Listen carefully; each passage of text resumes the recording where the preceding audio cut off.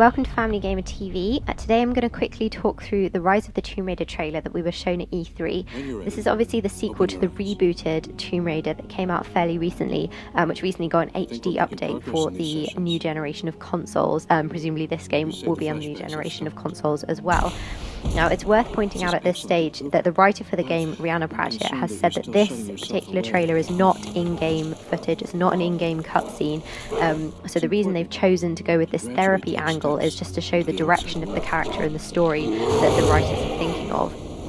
It's important to mention that because a lot of people have felt a bit funny about the fact that Lara is shown as going to therapy when other video game characters haven't been, though obviously we don't know what happens to Nathan Drake outside of the game. It's possible that he goes to therapy as well.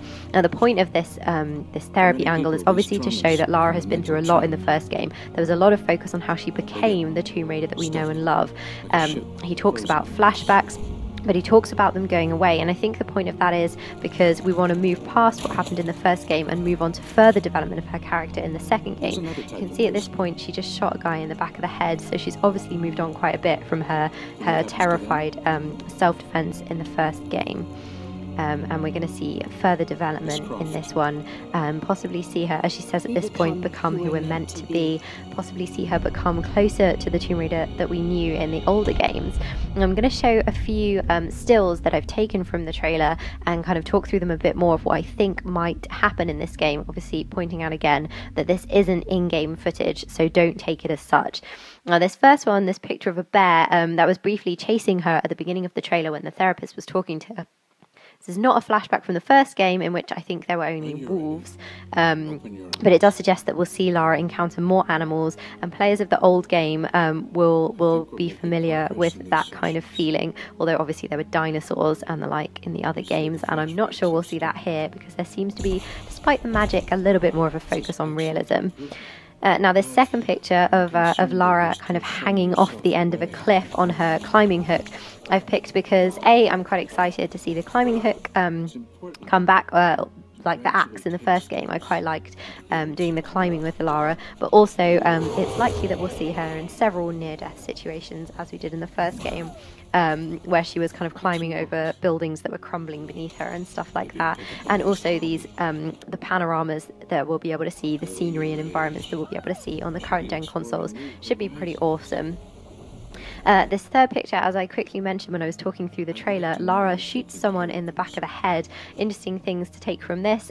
She's got that bow and arrow, which was my favourite weapon in the first game, despite all of the guns that were on offer, and I think has become the new signature weapon for the new Lara Croft, despite the double pistols that we saw at the end of the game, the first game.